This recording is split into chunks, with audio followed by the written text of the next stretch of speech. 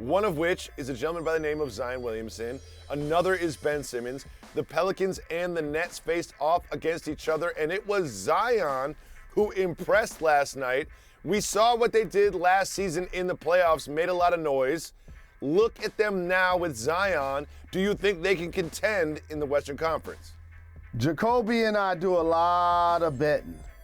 And one thing I'm going to start doing is giving you guys betting advice, because I don't bet on the NBA because I feel like it's insider trading. I feel like I just know way too much. always says he knows too much to bet on the NBA. I know way too much. And look, tipping the scales of this matchup, this was a heavyweight versus a light middleweight on the interior. I knew this was going to happen because you have Valanciunas, who people underestimate as a scorer, his size and bulk down low.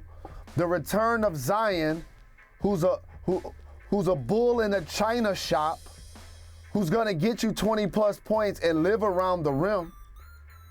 B.I., Brandon Ingram, who, if you squint really closely, looks like KD sometimes when he's moving and gliding, when he pulls up at his height and his length and his pace and his poise as an offensive player. C.J. McCollum, as a seasoned veteran, they have one of the best starting fives in the entire NBA.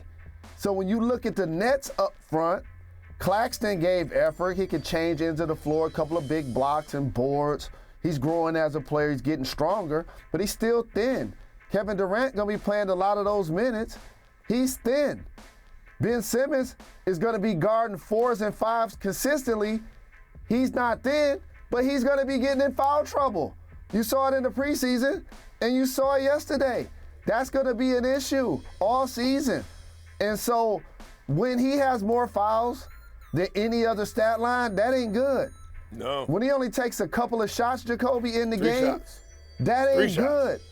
And I keep telling folks like you, Doug Collins, drilled this into my brain. The OG coach of multiple teams in the league and my countdown partner and JRLA supporter. The game is so hard when you can't shoot. The game is so hard, especially when you play on the perimeter. And so it's going to be interesting to see if they allow him to initiate offense. Let me just give you some game. When he comes across half court with the ball, Jacoby, his man is already 15 feet off of him in a help position. So if he does a dribble handoff with KD, or if he does a pass and cut, a guy like Zion just sitting in the paint.